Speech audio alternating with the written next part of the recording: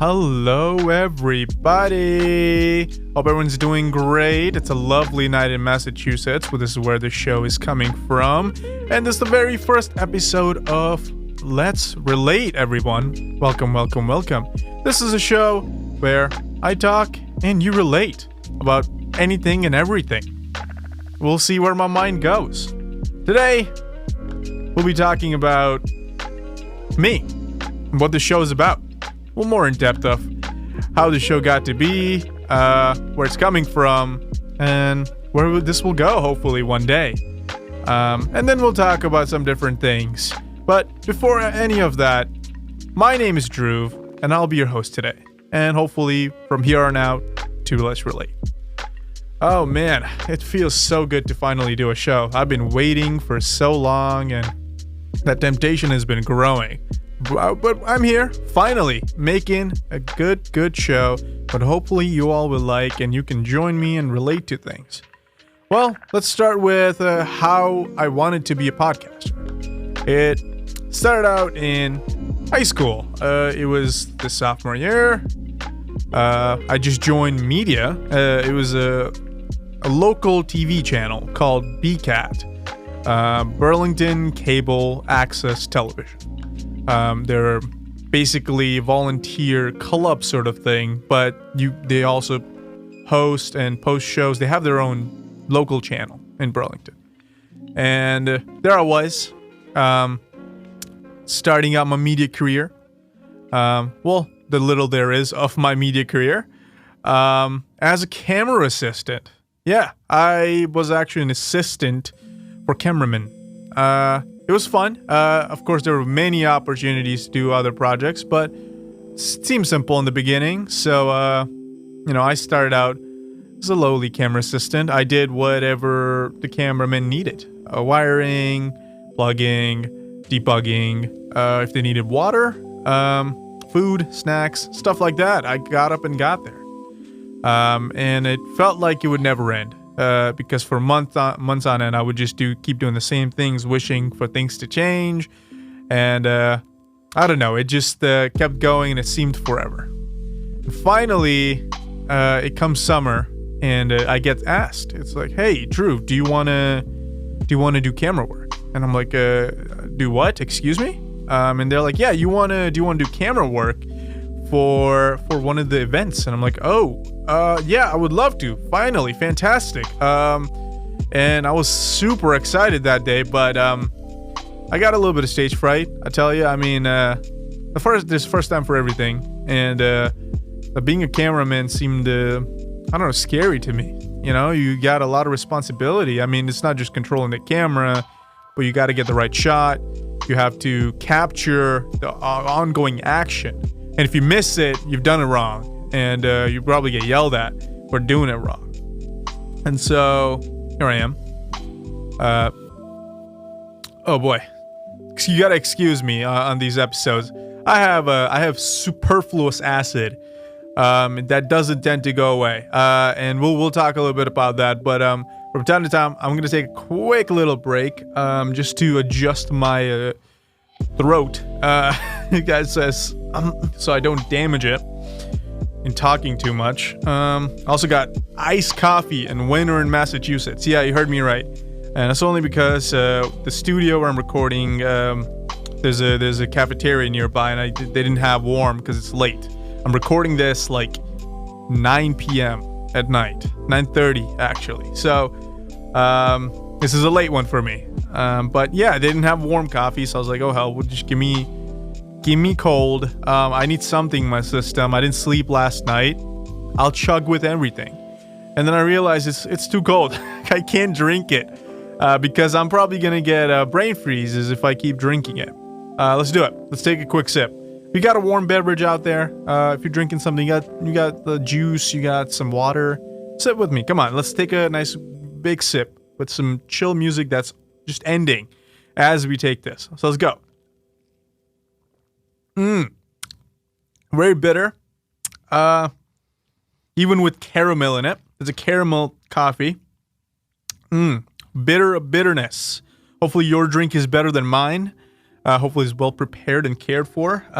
They just threw this one for me, and they gave this to me for free, just because it's the end of the day and they were closing up, and I was like, hey, thanks for the free drink. And now I'm realizing why it's free, because it's just it's probably not that good. Anyway, let's take one more sip and for the road. There you go. All right, I'm put it away. So it's not, as long as I don't spill it on the very high key equipment. All right, so where was I?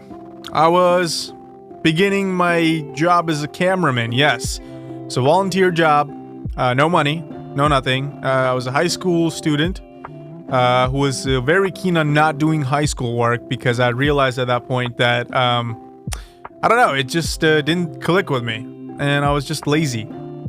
And I had problems with the education system, not like legally, but in my own philosophy.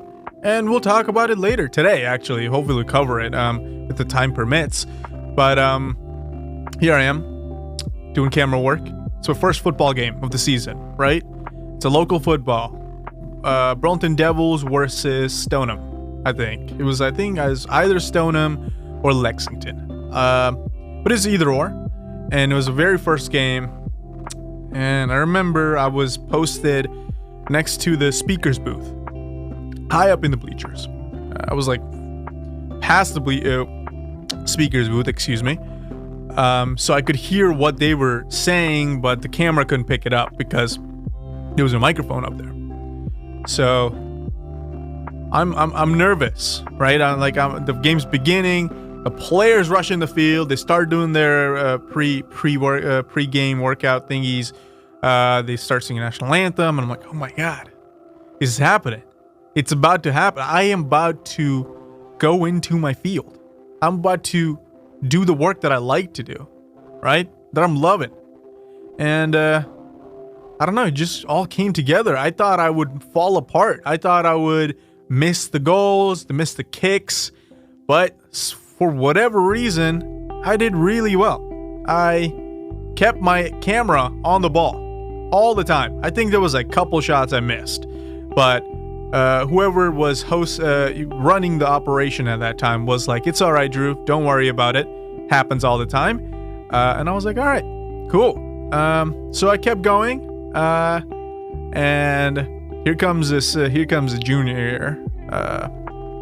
I think it was like midway through junior year, so like the second semester of junior year, and I get a little higher position. I get to be a writer for sketches, stuff we do for club, and it was fun. I enjoyed it. I liked writing stuff. It was a bit of a challenge.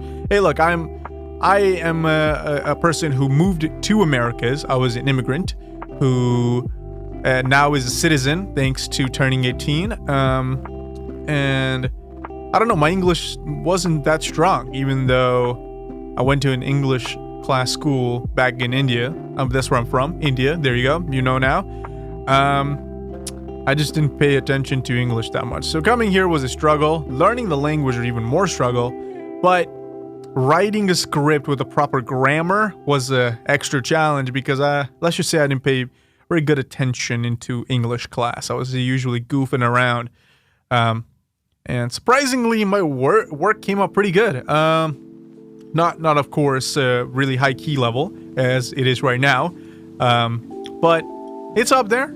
It was up there, and I wrote some good sketches. I wrote a sketch. I think it was about McDonald's, but it was like a fake version of McDonald's, and like instead of them selling, it was like a weird sketch. I don't know what I was thinking, but it was like satirical sketch, you know what I mean? And I kind of tried to pull off a funny thing where the guy, the main register guy, won't sell any of the special burgers to a black man, and they have a racist fight before. I don't know. It was supposed to be a racist joke, everyone, and it just didn't turn out bad. But satirically, it was pretty good. So we ran with it. We made a sketch about it, and then it flopped. And I was like, oh crap. Excuse me. I was like, oh no. I am not a good writer.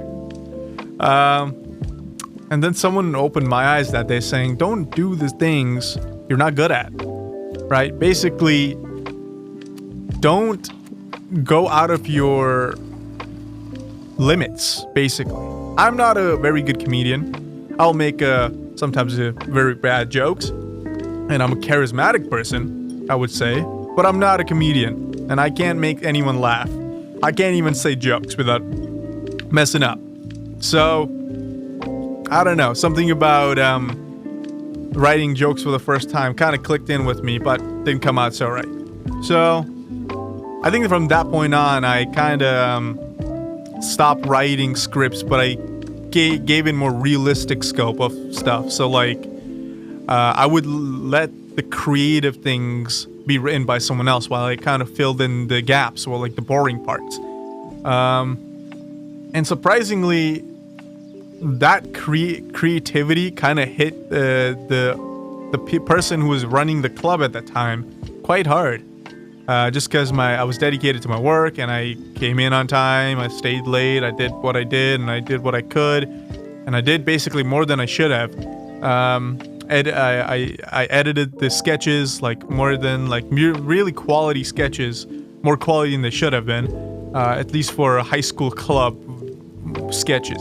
So I got promoted for my senior year, and they gave me an option. They said either you can lead the club or you can direct. They didn't tell me to lead the club. Definitely not happen. You can't lead a club. They definitely didn't tell me anything, but they said, if you want to do something, let us know, and we'll be happy to do something. And I had an idea.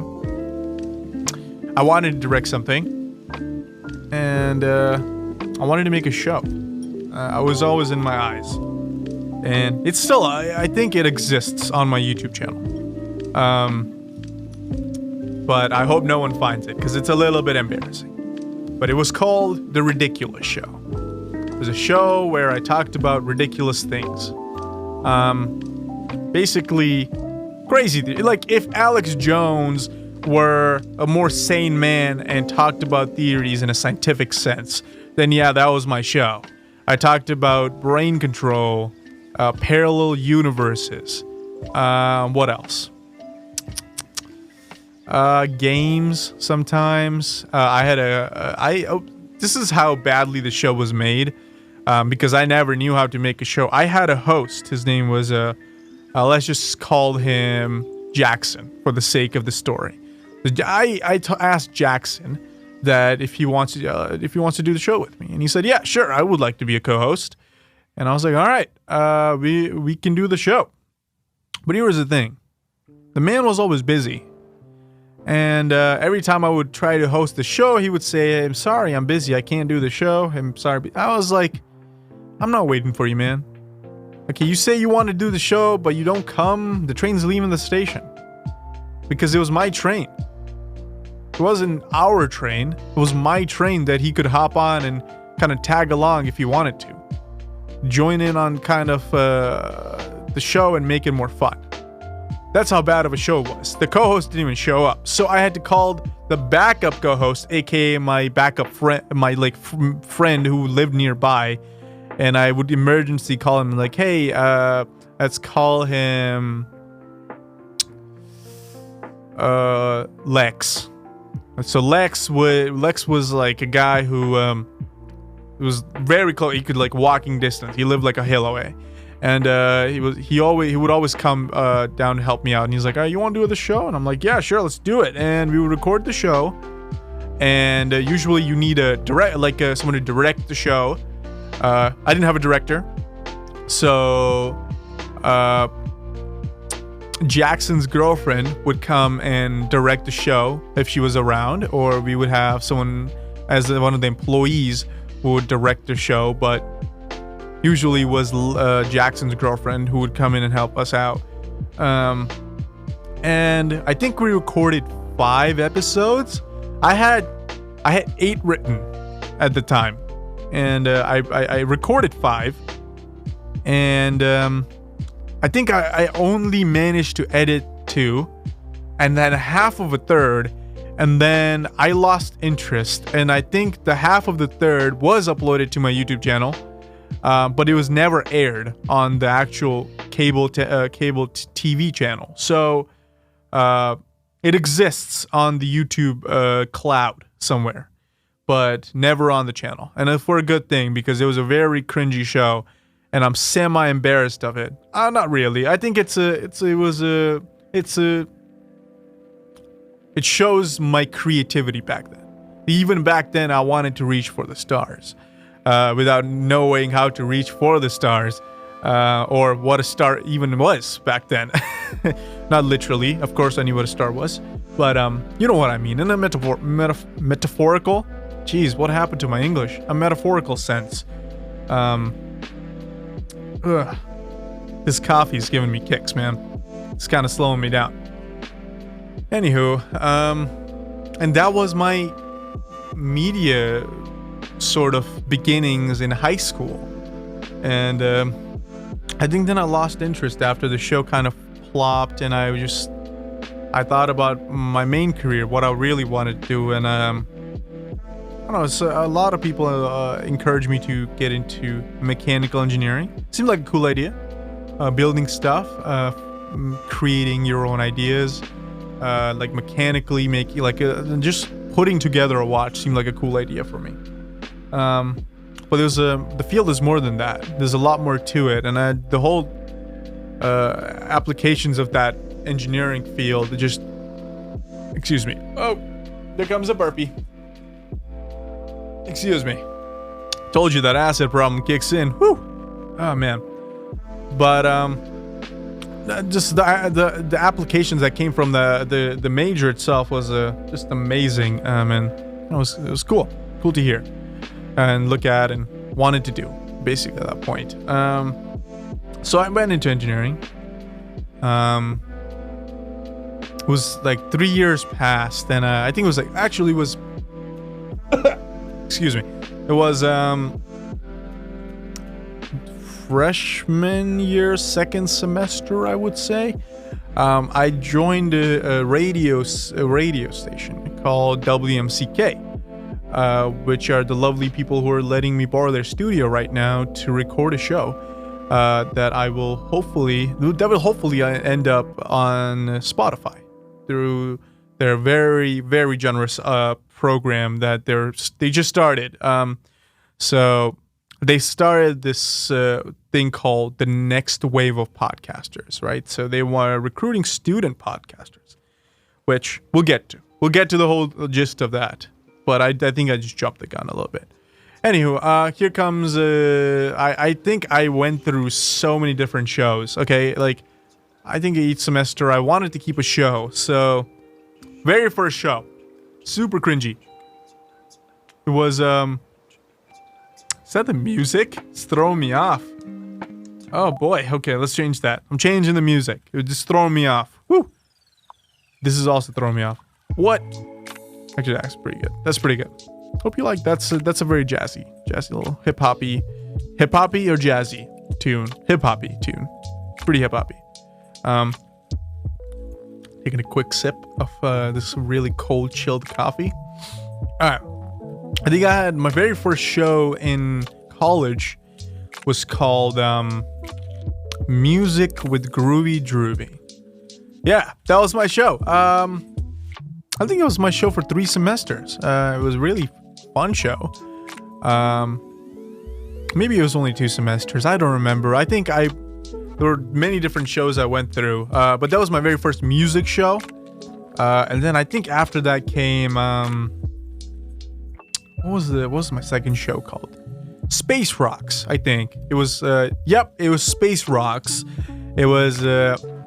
my love for 80s music in general. I'm a fiend of I'm a fiend of 80s genre, 70s genre, even 60s genre music. Stevie Wonder. What are some other good songs I can't think of? Like the song "Chain" by I forget. It's like remembering the names for the shows for the bands are like a mystery to me. I can sing like a bajillion songs, right? I can sing. Let's open my playlist. Let's go to Spotify. Let's open my playlist. Oh, my Apple Pen battery is 5%. Thank you. Lovely. Let's go to my really jazzy, my favorite songs playlist, right? Like there's Fox on the Run by The Sweet. Fleetwood Mac songs like The Chains by Fleetwood Mac. Bring It On Home by Sam Cooke. What else? There's gotta be more. There's Rock On Baby by Eric Clapton and B.B. King. You know, these old songs that no one, I think very few people listen to. Just because there's a wave of hip-hop music now hitting the world, and a lot of people getting into hip-hop music. It's just the way kids are now. But I think something about that genre of music was just beautiful. It was wonderful. I don't know. I loved it. It's full of history. It's full of nostalgia, right? I mean, have you? Maybe you can relate to this, but I am someone who gets nostalgia from a song about a specific century, a specific year, even though I've never lived it. I was born in the wonderful 1999, the last year before the millennium. What's called the Gen Z kids became a thing. So I'm sort of like a late millennial, but I'm like on the verge, I guess. But something about that old classy music just clicks with me. It reminds me of what life was back then. The things that they went through, the things that they go deal with, the pressure it was on back then. I think about like Cold War. Think about after World War II. The pressure on people to keep the peace after Vietnam. During Vietnam, peace was a very important thing that played a role. You know, and a lot of these songs are. Revolve around peace, people's struggle. You know, there was a lot of racism back then, so there was a lot of songs surrounding around the singers and how they viewed the world as being a African American person, ethnic person. And hey, I'm an Indian person, so I don't get to know much about racism. As they did. So I like to fully immerse myself into the music to learn about what they felt, how they felt, and how they got through it, you know? And it's still not perfect world. I mean, trust me, I've heard many racist comments now, and being a man with a color definitely puts you in a very specific position than if you are not colored. I should say. But hey, I hope it changes one day. And then look, I think I'm a very lucky person to have not experienced the bad sides of those things. Definitely. But it's not a perfect world, that's all I'm trying to say. And it exists. You think the racism might not be there or it's very low, but it exists. It's still there. And it's unfair to anyone who experiences it. I mean, why should one man experience negative opinions of others just because of their color? Or their gender, even these days? You know? It's just not fair. You are born the way you are, be proud of it. That's how the world should say it. But sadly, the world's not perfect. And nor are the humans. And that's the world we live in these days. But enough of that. We'll go in deeper sense of that view of the world in a future episode. But right now, we're talking about me. It sounds very egotistical, don't I? Promise I'm not. If there was ever to get a chance to kick myself in my head, I would do it first, before anyone else. I'm sure there's a line of people who want to kick me, but I'll be the first. Just because the way I am, and I'm one of those people who always is hard on myself, and I'll be like, I'm not good at that thing, even though I might be. And And maybe if you're listening out there, you can let me know if I am good or bad. Maybe you can ensure my confidence in things. But maybe one day, making these podcasts will make me confident enough to, appreciate myself, to appreciate who I am in this wonderful world and what I've done. But until then, it's always the hard work, and if I don't succeed, being hard on myself. Lol. But where were we talking? Space rocks. Yes, space rock. Okay. So after that whole phase of, 80s and like retro music, stuff like that, I went to, oh my god, it sounds like the music's cracking up, but it's actually the song. See that? I'll change that so you people's ears are safe. And so is mine. But I care for your ears more first. I think after that, I did a show. I'm a fiend of The Office. Maybe more so than other people. I think an extreme fiend. So much so that I own the pencil cup or whatever the pencil stand that Dwight had in the show. I bought it on an auction when it was on an auction. And it's in there. It's somewhere existent in on my desk or my storage. I think it's on my storage, not on my desk anymore. I don't even keep a pencil stand on my desk. It's underneath my desk, like on the floor. It's shoved in the corner. I'll kick it once in a while, and I'll be like, oh, that's where it is. Just that unimportant. I think I just have less desk space. But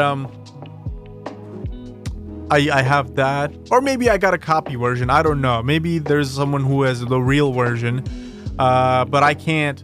Who knows? I can't really authentify it. I looked at it and I looked in the show, and it seemed the same one. I was like, all right, well, it's cool. So I did a whole show on The Office. I called it Bears, Beats, and Battlestar Galactica. And you know what sucks is that was the exact time when Angela Kinsley and Jenna Fisher came out with their show. They called it The Office Ladies, and I think it's a pretty famous show now. And I did the show for a semester. I watched their show, and I tried to avoid as much of what their show was, which was them and their experience on the backstage of the show, while my show was more so talking about the show from my point of view and admiring the beauty of what that show meant to me. And maybe we'll go back one day. Maybe I'll do like a episode on why I admire The Office so much. But I think it just piled up so much because by the end of the semester, I finally got an interview. I got an interview with one of the producers. I'm sorry, I don't know your name. If you're listening, I do not know your name. I am so sorry. But I had a short interview with like a 15-minute interview with the producer, and I was very lucky. I was very, very lucky. I basically probed the crap out of the producer's assistant, and she basically connected me with him, and he was like, yeah, sure, we'll do like a 15-minute. Just let me know what date, and I'll let you know if I am clear on the date. And so we picked a date. I recorded the interview because I didn't want to miss the chance of not having it on my show, and I had it on my show. It was wonderful. I loved it. It was fantastic. Something about it just felt right to me. Just it was awesome. I felt successful after that day. You know what sucked after that is I forget the Kevin's actor's name, but let's look it up. It should be on Spotify. Office. Let's see. It's called The Oral History of The Office. And if I click on it, hopefully it doesn't play because I don't want it to play. It's by Propagate Content, and it's by Brian Baumgartner. Hopefully I said your name right, Brian. Or Mr. Baumgartner. Sorry, I just want to remain professional for the podcast. I'm like shaking my tie. I'm like adjusting my tie, looking really nice. But that's when the oral history came out, and I don't know. It was that time when I was like, maybe my show about The Office isn't necessary anymore, just because just felt unnecessary. I don't know. It was just too much of Office content on podcast, on Spotify, and that going up plus my show just didn't seem very important. So I shut that show down. And then I came to my show now, which I do every Monday, and it's a very wonderful show. I think I ended the show mostly because of this really dangerous virus that came out called COVID-19. I don't know if you've heard of it. Seems it's gotten pretty famous these days. So I think you've heard of it. It's taken its name. It's killed a lot of people. And for the worst of it, I wish it would not kill anymore. But this dangerous virus came into play, and I stopped the show. The school shuts down. I can't use the studio, and everything's closed. Amen to that. And that was the time when I was going through some mental health issues. So I was dealing with that, and I said, maybe I just shouldn't do the show anymore. Maybe I should just leave it be for now. And that's what I did. I focused on my recovery, and I took a break for one whole semester. Just because we were trapped in our houses anyway for quarantine until the online schools came in. And yeah, that was that. That was that whole semester. I just focused on my mental health. Worked out better than expected. Look at me now. I'm doing better than ever. It's fantastic. I'm doing great. Thank you everyone for checking in. If you didn't check in, how dare you not? But if you did and say, are you okay? I am. Thank you. I'm doing very well now. Thanks to the lovely people on YouTube still making content. Specifically H3 Podcast. Lovely people over there from Ethan and Hila. And Jacksepticeye should get a nice compliment too. He kind of kept me in the right mind playing different games. That kept me in the right head state just to watch and listen to a sane man play insane games. I don't know. It was a time. I'm thinking of names to thank.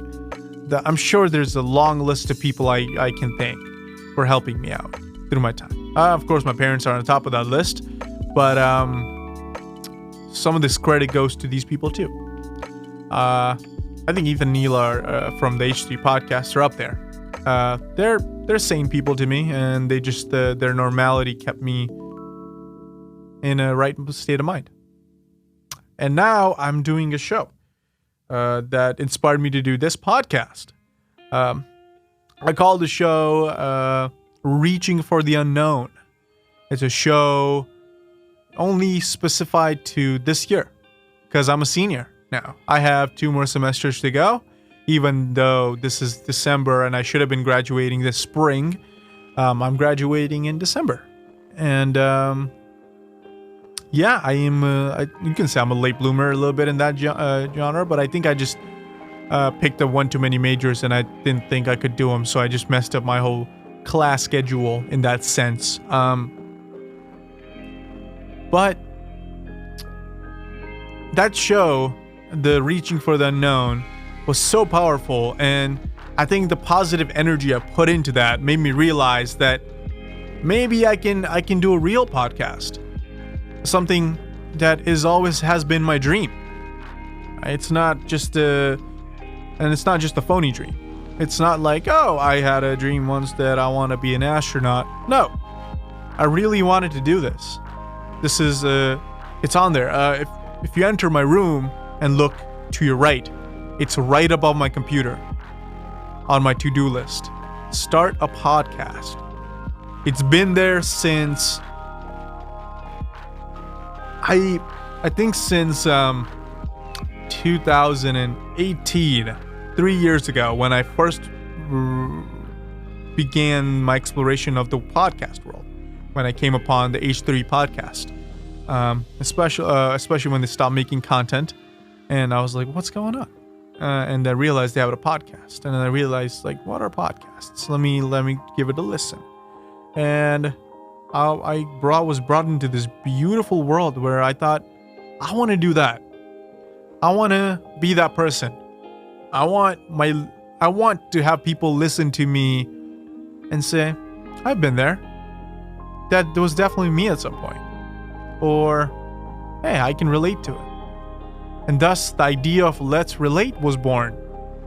The show's name, of course, didn't come in to the very later, but the idea was there. And somewhere in my Evernotes, because I use Evernotes, weirdly, but somewhere in those pages, it's there. I have a whole page written of what my podcast will be, and what my vision of the podcast should be. And I don't know. It was a very, very innocent dream when it started out, and I think it's still an innocent dream now. This song is really empowering, but I'm gonna tune it a little too low key. I don't know. There's still innocence in that paper, in that writing. Something about me and not knowing the struggles to make a podcast. Me not knowing what it takes to make a podcast and what are the hurdles. The balance on making a podcast. How to manage my life while I make a podcast. There's beauty in that. And I think it'll be a learning curve for me to reach out to all of you and make this a regular thing, right? But I don't know. It always seemed it seemed like a dream of a little kid who wanted to reach for the world. I don't know. When you're a kid, right? You always have big dreams. You never say, I don't think any kid has ever said, maybe I want to be a nuclear engineer. No, it's always a broader dream. I want to be a police officer. I want to be a fireman. I want to save lives. I want to be a hero. I want to be an astronaut, or a cowboy, or a dinosaur, or even Buzz Lightyear. But it's never very specific. And this dream may seem specific, but the idea running around me doing a podcast is very childish. And now hopefully one day I'll figure it out. The key to the beauty of a podcast. But until then, you're going to get a cringy side of me.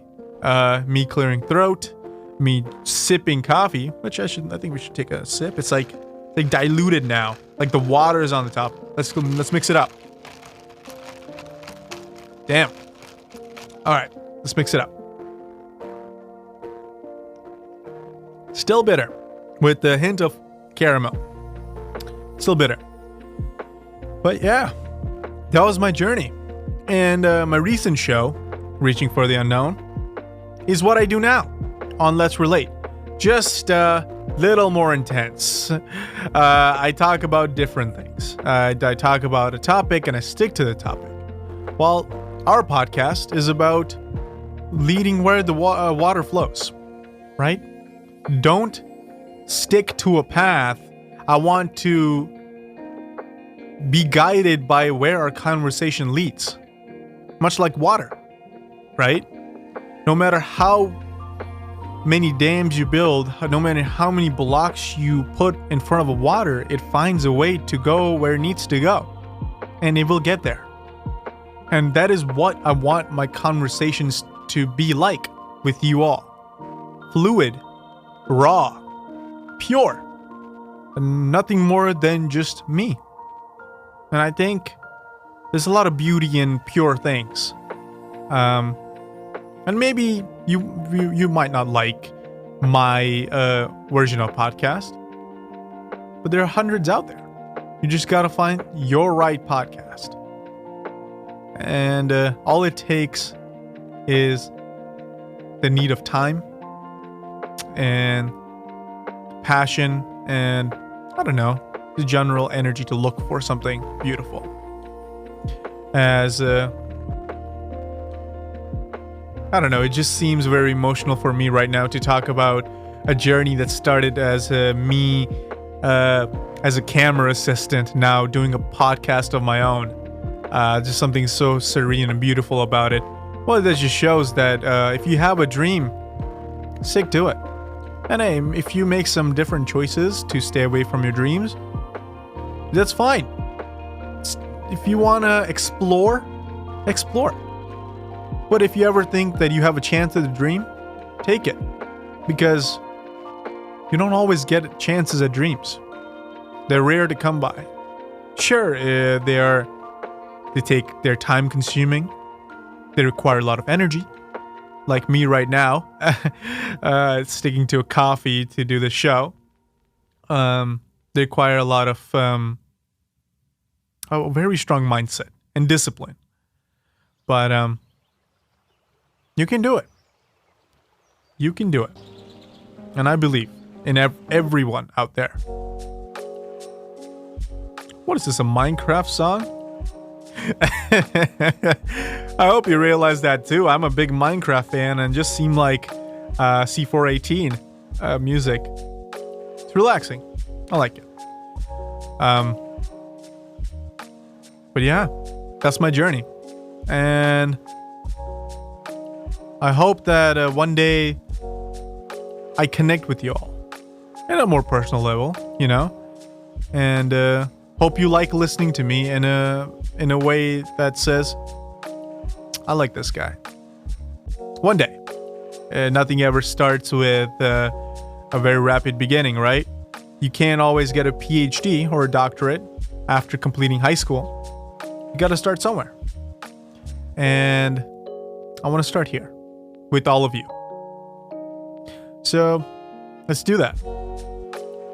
How about we take a short break? I want you guys to relax, ease in, enjoy the dead air and the serenity of peace and this music. And I'll catch you back as soon as I get some water and clear my throat, and we'll continue our podcast into my struggles with the education system and why I didn't pay attention to school in general. So, yeah, I'll be back. Enjoy the music.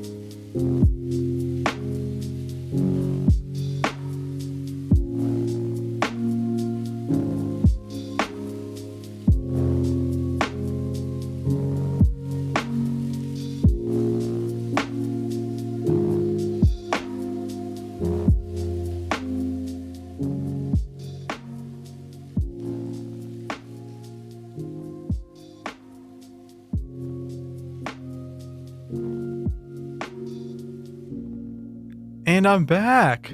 Hello, everybody. Hope you enjoyed those precious minutes of me away and getting some water.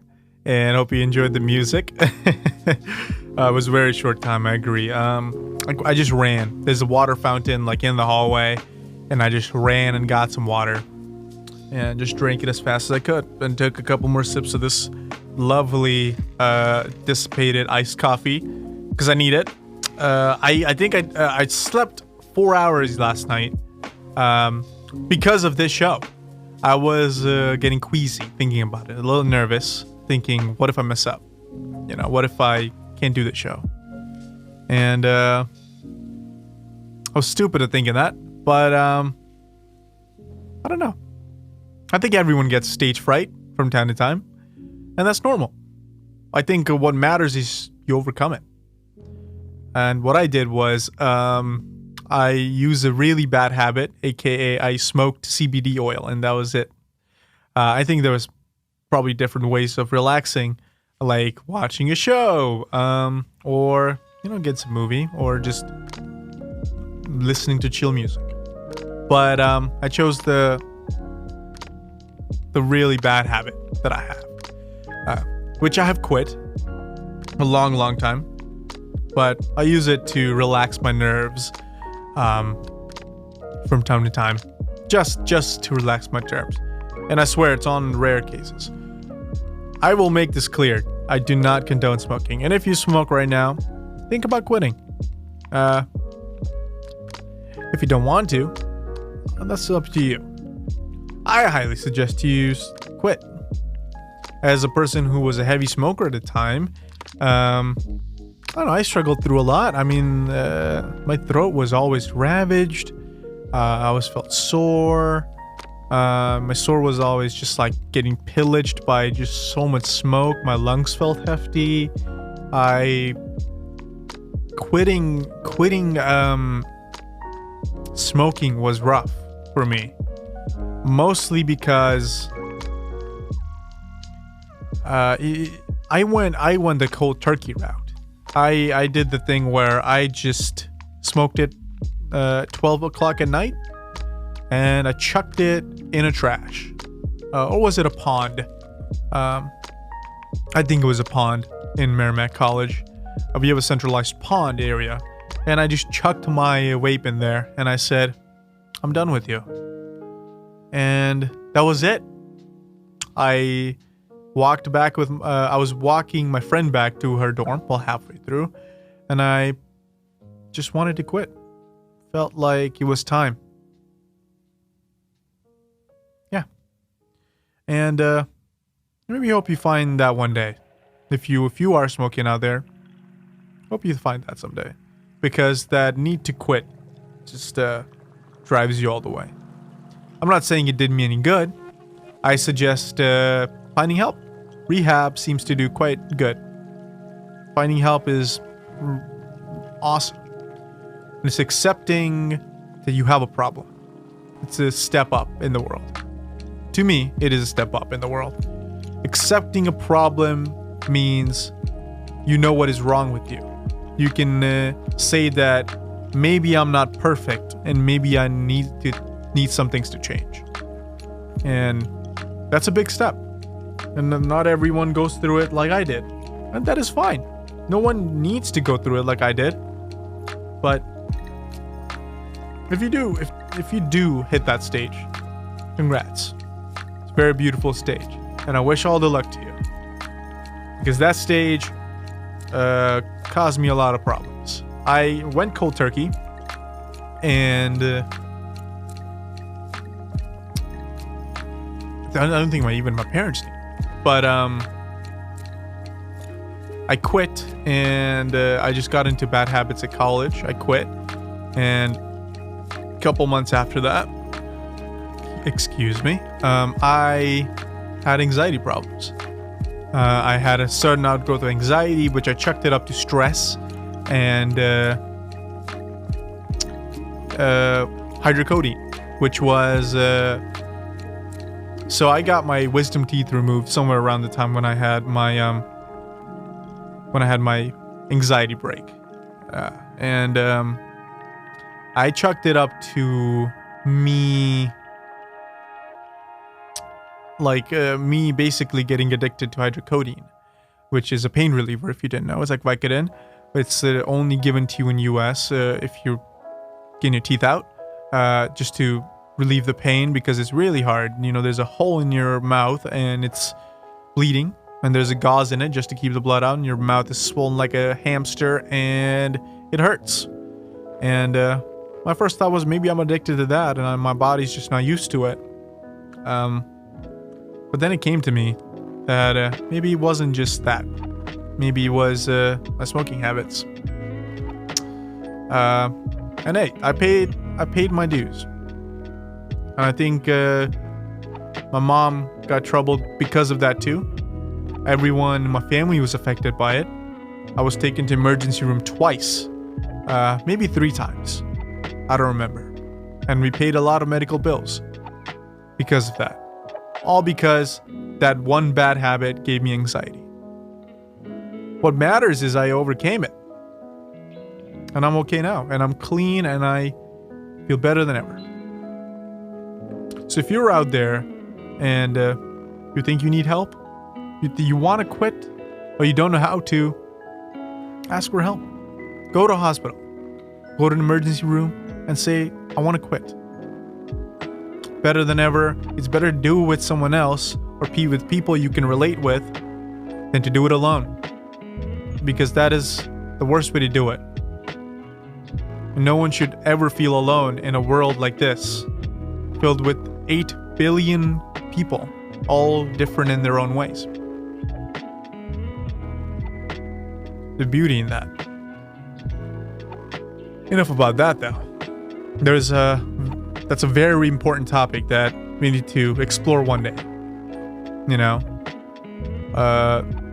mental health and, smoking are very important things that need to be taken very carefully. And those few words, in my experience, doesn't make it justice. I think there is a lot to be said that I'll leave it up to it later, because I want to be respectful to each subject in their own way. But let's talk about my struggles in education system. Yeah, I had struggles in education system. Wonder that. A kid who had the dream to start his own podcast. Did start out good. Even after I learned proper English, American English, with the word that sort of slur instead of the British English, where you see there's like T, or there's a more emphasis on the word T and L and other different words. But I don't know. It's just, I feel like the American English is the easy English to learn. It's the street English, I should say. And don't get offended. It's fine. That is the way of speaking in America. Look, America is just the people from Britain. That's all it is. We're the cousins of, if you're an American and you just got offended by that comment, don't. There's nothing wrong with it. We speak the language we speak and we're unique by it. And we should be happy about that. What does matter is acknowledging the differences, right? And what makes our English is different is not just land, but the fact that if you're an American, your predecessors were probably some partial Native American, depending on what your ancestors were and who they were, and most likely Britishers. That's a fact. The British people were very famous imperialists. Is that what they called? When they take over countries? I don't know. I don't know the word. But you know what I'm trying to say. They were very famous conquerors. They conquered most of the world. They conquered where I am from, India. And I'm sure if I did my ancestry and gene check, I'm probably going to find some British blood in there. Unless I'm like a mega pure Indian. But where was this topic going? Oh man, it just went into such a tangent from going to we're talking about English. Let's stick to that. That was such a tangent, man. Oh dear. But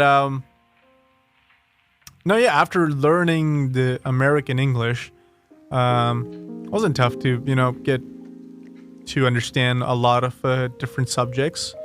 I think I was most confused by the separation in things, like in high school, science wasn't just a subject. It was physics, it's chemistry, it's biology, it's different things. in India, I haven't had the privilege to be in an evening school, which is what the high school was. But I went to the Indian high school, which is AKA meant for kids from, I think it was from first grade to, even from pre-KG to 8th grade, something like that. Yeah, it was a lot of grades. It was a big school.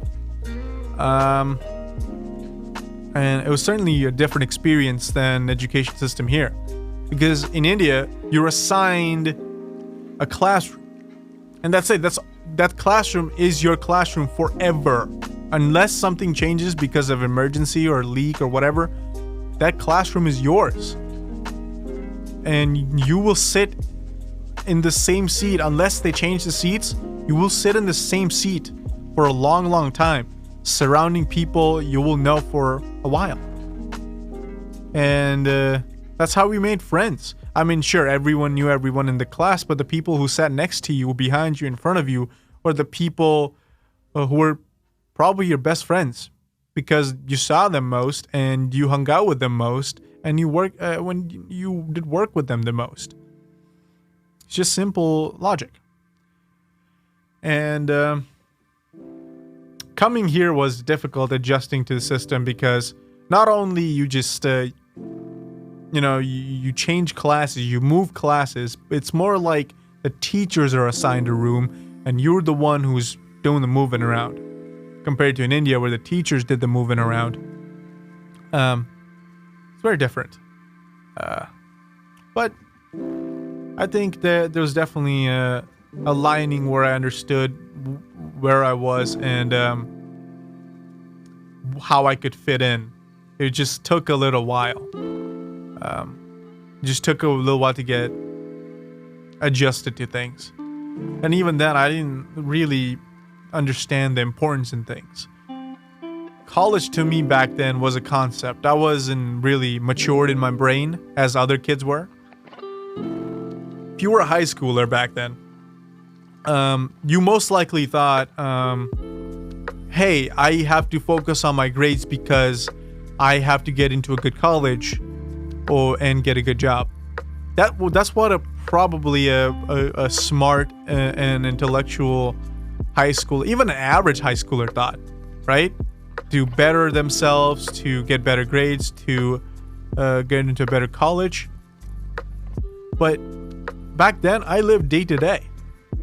I lived like high school was gonna go forever. And back then it seemed forever.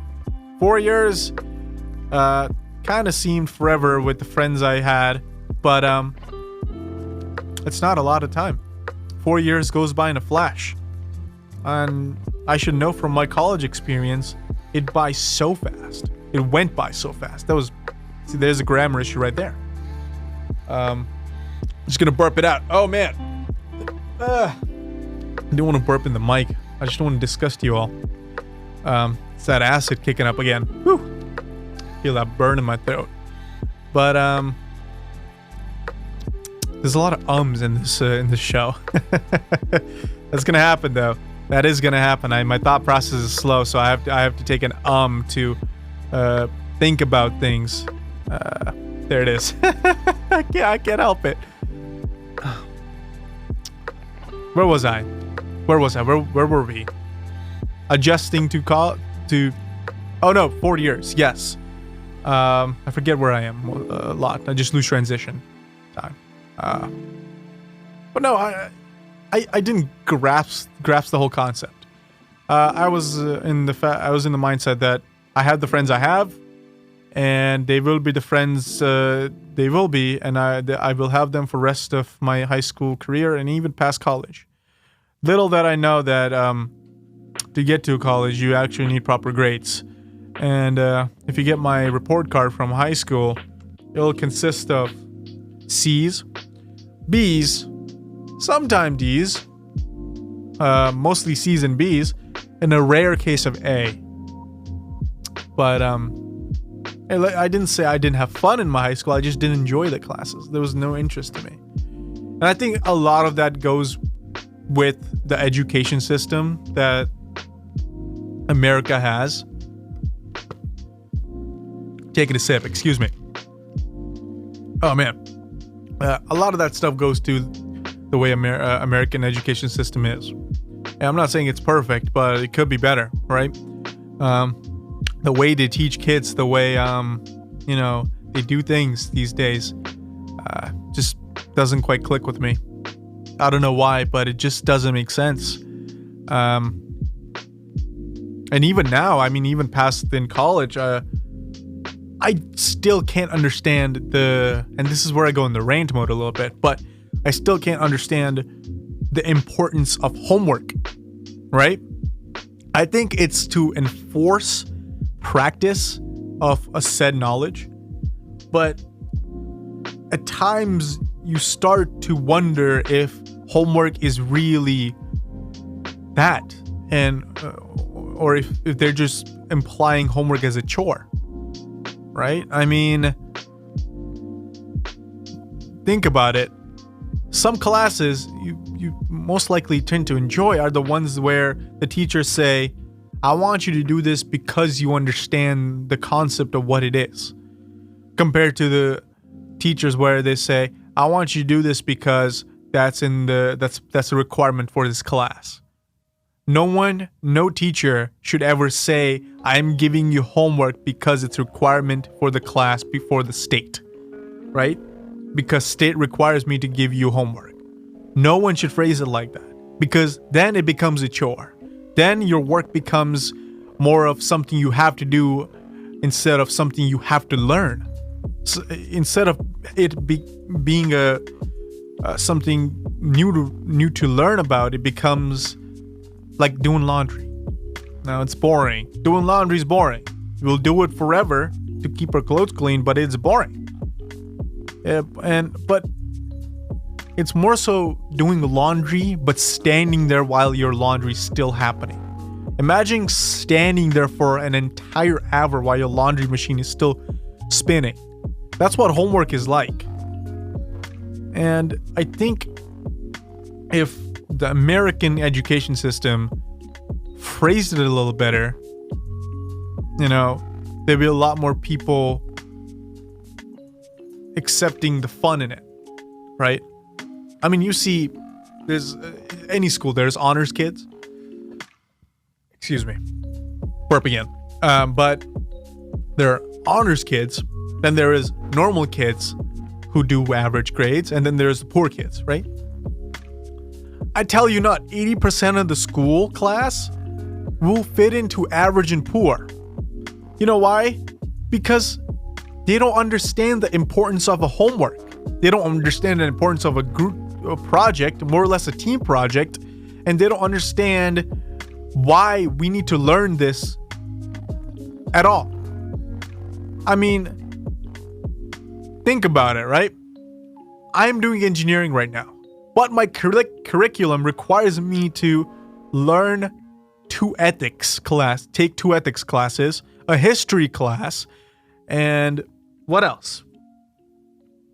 A social science class, right? I mean, I will rattle my brain for ages and end, but what will a social science class, two ethics classes, and a godforsaken history class will do? How is that going to help me in my engineering degree? Well, right now, as a requirement, I am taking a class called Slavery and Spice. Indian Slavery and Spice. I think that's the class name. I can't even remember. But that's how dull that class is. And when in my entirety of life will that help? It's good to know about. It's good to learn about. But I don't know. It's something that maybe, it's like, you know what it's like? It's like telling a kid to run a marathon without letting the kid know what walking is or how to stand up. It's like you don't tell the kids who are taking the class why they have to take the class, why that class is important. and then that class becomes a chore. Like right now, my environmental philosophy class that I'm taking is a chore. It's literally a chore. It's nothing more than something I have to do. And I don't know, maybe I felt I would feel better if that class was more of something I would enjoy than something that just is something I have to take, you know? But sadly, I live in a world where, you know, that sad reality is true. It's just a lot of these classes have become chores. And I feel like the education system shouldn't work that way. You know, you teach a kid how to use the tools before you teach a kid how to make a table, right? You can't just tell a kid to make a table without teaching it how to use the tools. Or even letting the kid know why the tools are important and why they should respect those tools. I mean, it's just the reality of it, you know? It's a sad reality, but it is a reality. I mean, you tell me now why most people in the world don't read. I mean, okay, there is maybe like solid 40% of people in the world who can read out of 8 billion people who can and do read, right? But the other 60%, these are just, by the way, estimating numbers. None of this could be true, but excuse me, another burp. But my burp counter is up to 5 now. Jeez, I've been counting. Whew. This acid's not giving me easy. It's probably because of my inability to sleep last night. Anywho, where were we? Just lost the track of things. I clearly lost track of things. I don't know where we were. Oh man, I hate this feeling. I hate talking about something, going on a tangent about something else, and then forgetting where I was. Well, that kind of sucks. Kind of ruined the topic, didn't it? I'm gonna try to remember, and maybe I'll cut it out. I'll cut this part out so you guys don't have to hear me think about what I did, what I'm trying to do. I mean, I could keep it raw. I could keep the whole part in where I'm trying to like figure out what the hell I was talking about. Man, totally lost the whole tune. Let's just jump back into the whole topic and maybe it'll come back to me. But you got the general gist of what I was trying to say.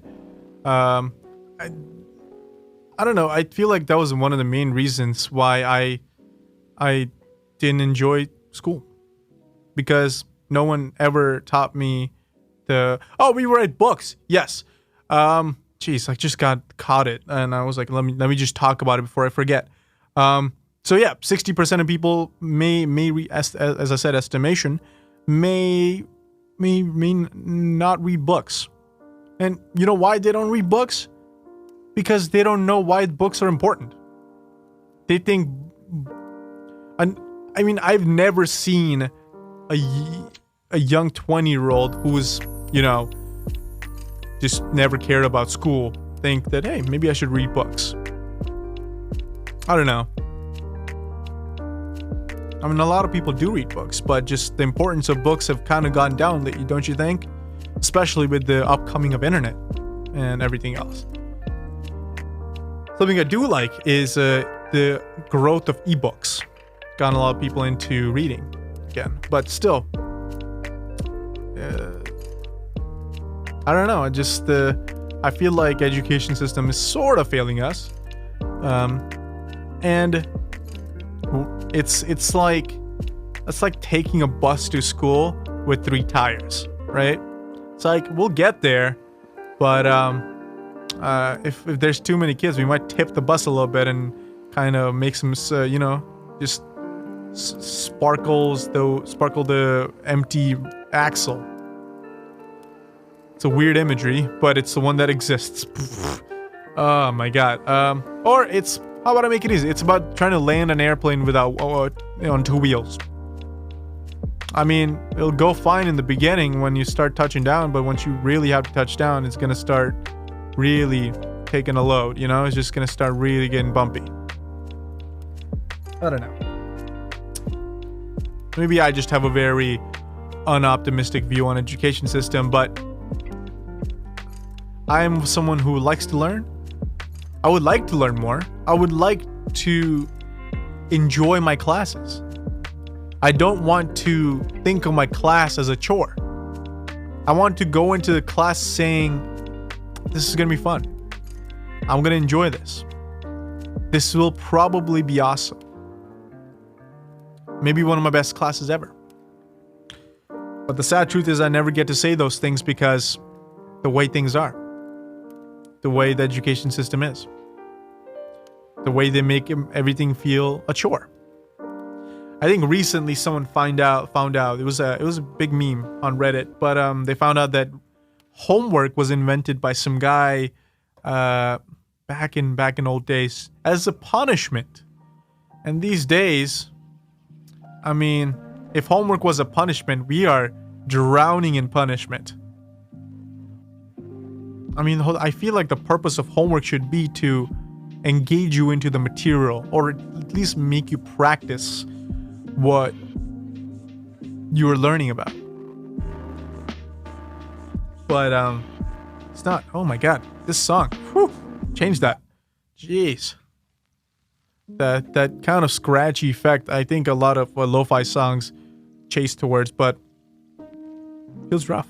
You know, it just feels like a little damage in the ears. And thankfully this is not too loud, so you guys won't get blasted, but still loud enough for you all to notice the whole thing. Oh man.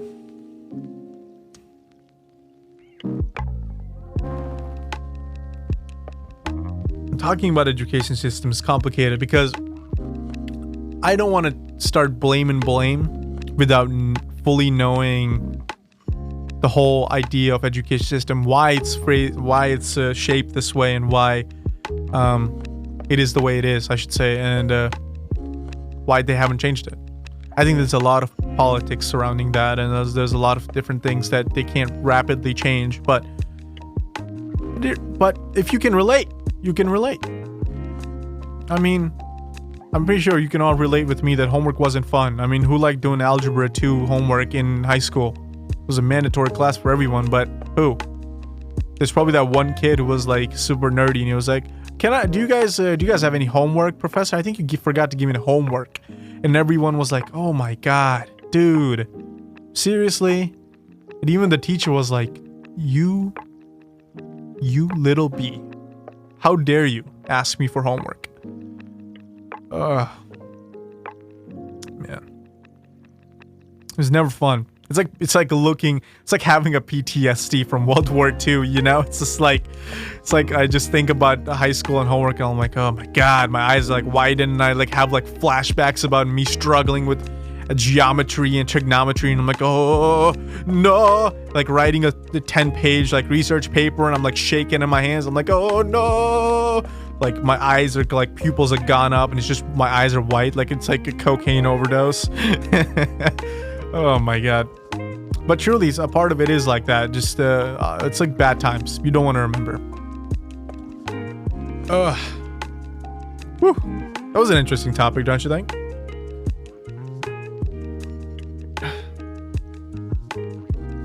Relax. Let's take a minute. Take a break. Take a nice sip of this. I'll take a sip of coffee. Join me if you please. Get your beverage, hot beverage, tea, orange juice, whatever you have. If it's a morning, you got coffee in your hand. We're drinking the same thing. You just got it warm. Or maybe cold. I don't know what kind of person you are. But have your beverage out. Let's take a sip. Nice good sip. That's actually getting sweeter. I think it's just the caramel just compacting, you know. It's getting concentrated. I'm getting a nice caramel flavor.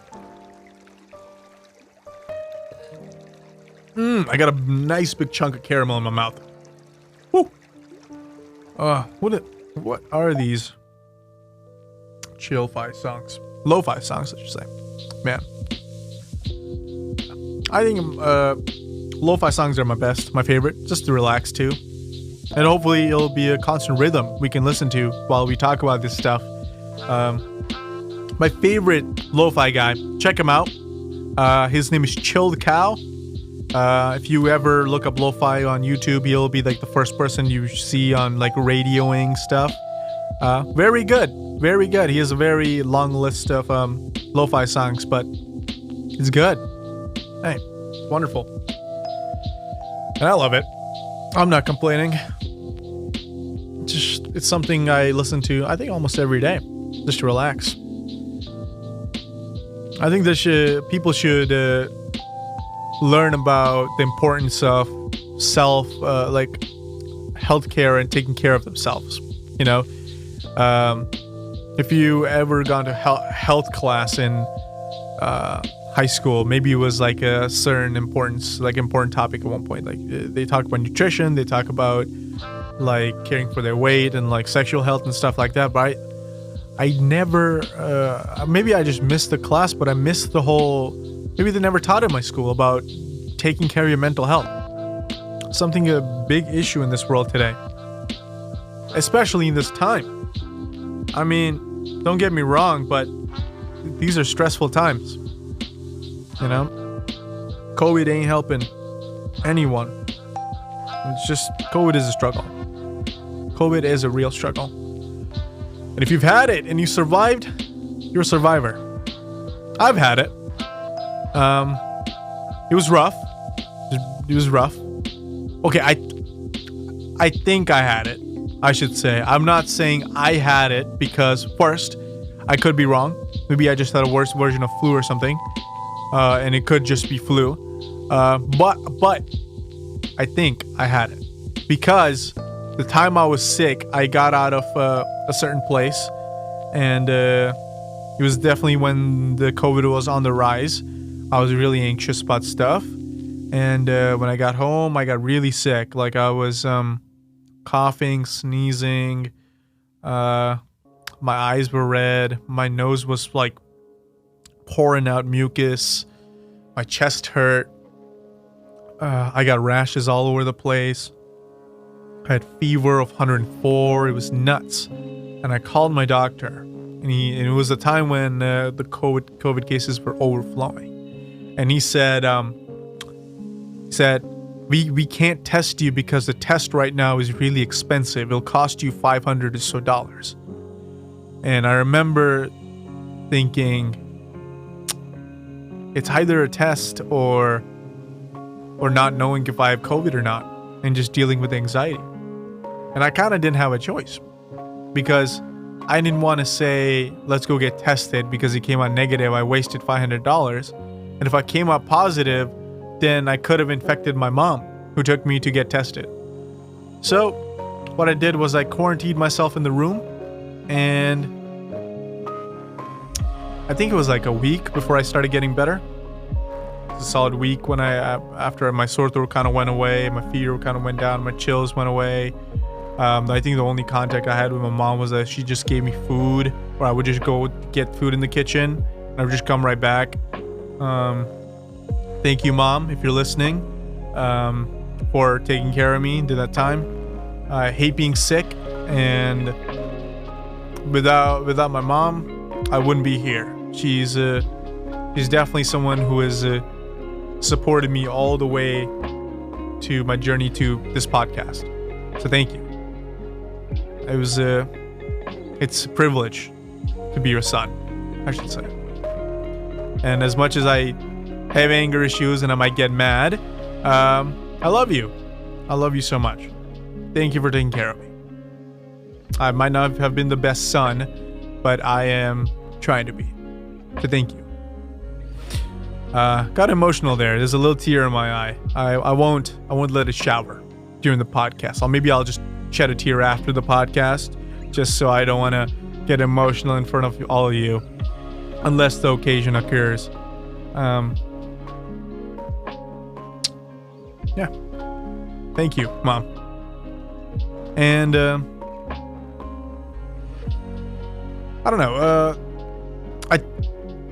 It was really tough getting here to my dreams. To my dream, I should say. It's always was rough. Talking to people about what I wanted to do, because people will always say, "You sure about this? Like, are you sure you're gonna get money?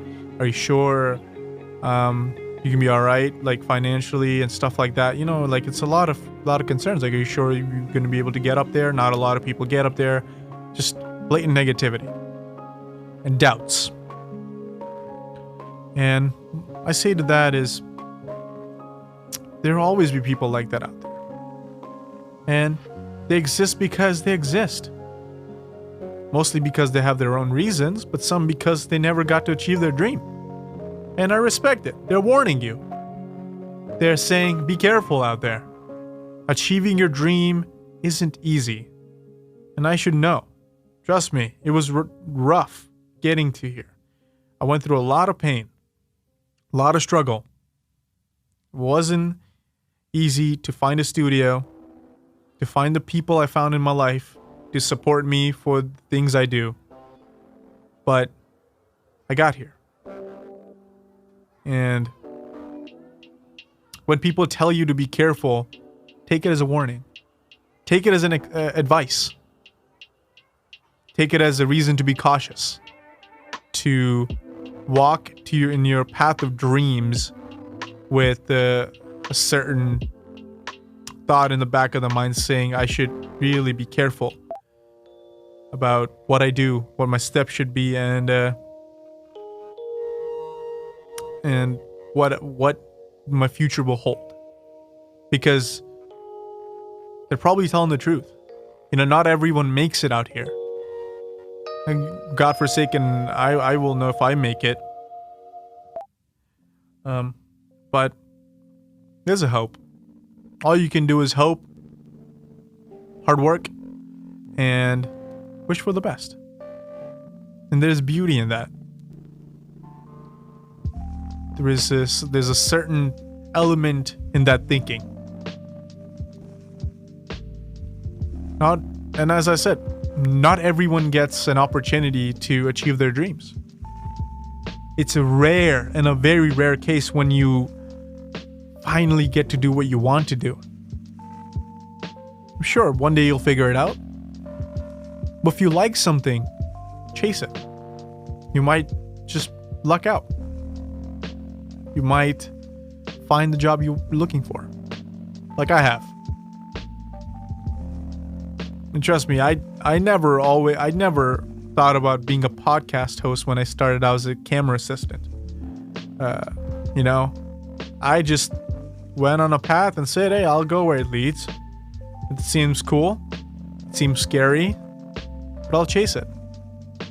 Just because I like to. And here I am. All with all of you. Do my very first podcast. My very first episode.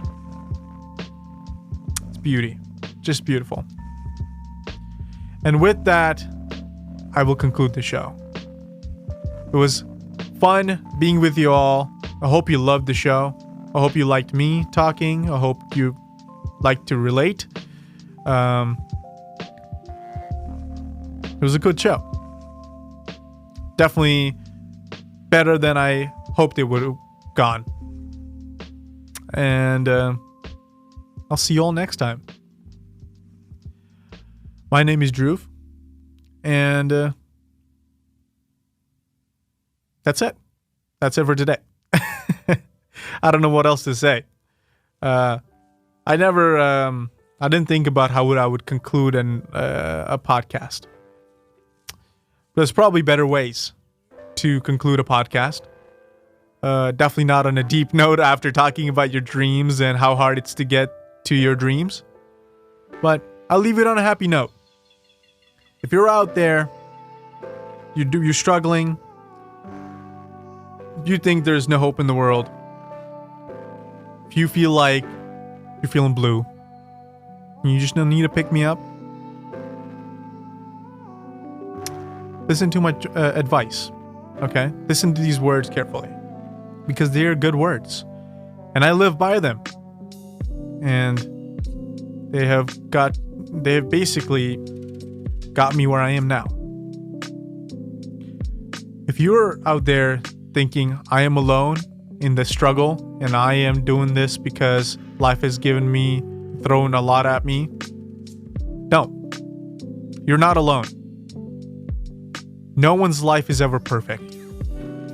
People may pretend on Instagram and Snapchat that life may be perfect, but only few who work hard get to have that life.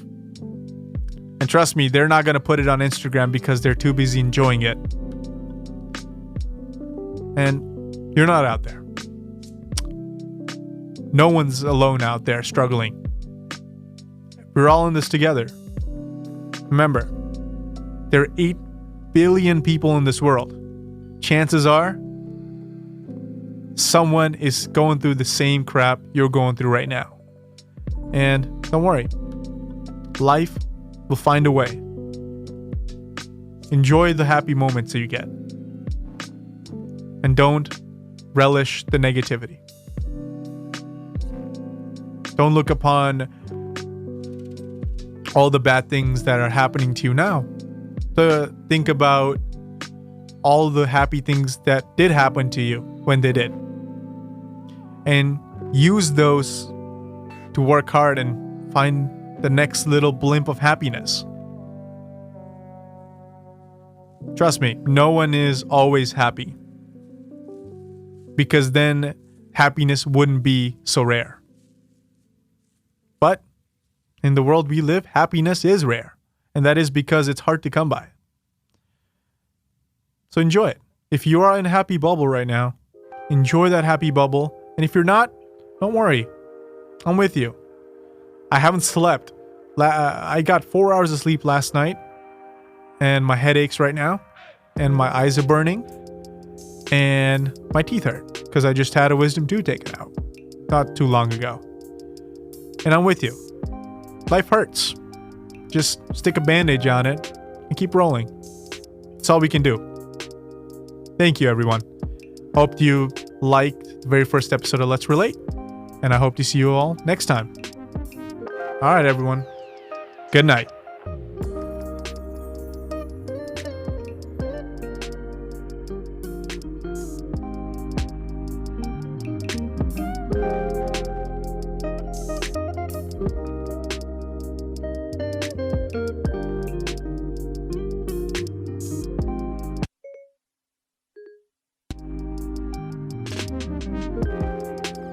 You just heard Siri there.